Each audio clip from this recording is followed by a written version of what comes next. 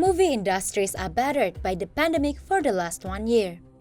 Cinemas have been closed, nervous consumers have stayed at home, and production houses have been delayed the blockbuster releases they depend on, hoping for some miracle drugs to save them from the extinction. However, over-the-top movie services or movies on-demand apps and sites have seen an increase in demand, and their existence has disrupted the entertainment sector. Watching movies, documentaries, or dramas have been more convenient and easier. And anybody with a mobile phone and an internet connection can be easily entertained from everywhere. But what about cinemas? 125 years after cinema was born for the first time, now they are in danger of closing down. Popcorn, the snack that puts the pop in popular, paired with movies, are a great combination. Even the buttery smell of popcorn often reminds us of entering the cinema theaters.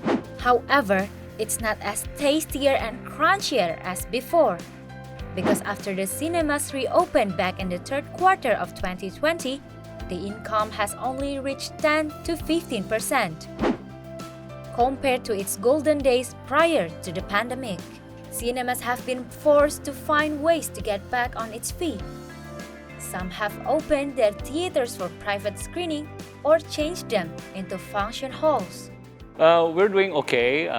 Things starting to pick up right now, even though it's slowly but steadily. Or some of the solutions that we are doing currently, that we are open our cinemas auditorium for not only for films, not only for movie showing, but also corporate functions, other functions as well, arts and culture show, performance.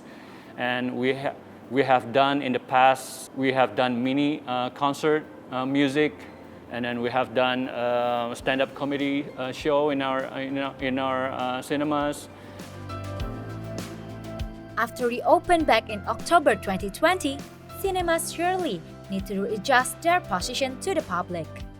The main obstacles is the misperception about cinema's safety. People concerned about the safety of the cinemas while being indoor, and you are in a closed auditorium for a couple of hours. So that's their main concerns. However, Harriman claimed that cinemas are safe, as they apply strict health protocols by asking patrons to wear masks and keep the distance inside the cinemas. They also regularly give the report on their safety evaluation to the government in every 2 weeks. Harriman believed that the cinematic experience from watching movies in the cinemas is much better than watching movies at home or anywhere else. Watching movies in cinemas, watching movies at home or other devices is completely different. It's not apple-to-apple comparison. If you're going to the cinemas, you have this wide, big screen with audio, visual, the latest technology, and with all this food and beverages, cinema specialties. Meanwhile, Nazira Zinur, a film publicist, believes that the over-the-top media service is a silver lining during the pandemic. Nowadays, I believe in all situations, there's always a silver lining, right? Where there is a new challenge, an obstacle, there's always a new opportunities for other ways to be explored. So many different platforms, digital platforms to watch besides cinema. However,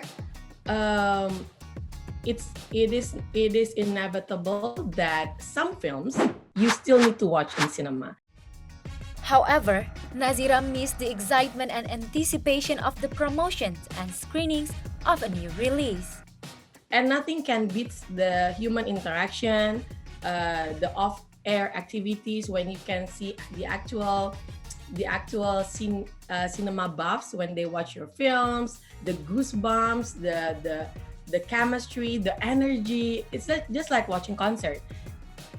So basically, most filmmakers and cinema exhibitors believe that the cinema is still the backbone of Indonesia's film industry. Maybe the public only think of, oh, the cinema is closing down. It's like a restaurant. It's closing down. It's closing down. But it's not only that. When the cinema is especially one of the biggest cinema chain in Indonesia closed down, that means the film industry will be closed down because there's no demand, there's no production. The belief makes them hope that cinemas will get back on its former glory. Campaigns such an open letter to President Joko Widodo or hashtag like Kembali ke Bioskop or Back to the Cinemas have been done to increase public awareness. I know it's not gonna be overnight or over the month or maybe probably by next year or end of this year, but we believe at the end of the day, the Kembali ke Bioskop, it needs to happen because if there's no Kembali ke Bioskop, there's no film Indonesia anymore, and that's sad. Karen Vandenbroek and Deshana Prasatya for See Today.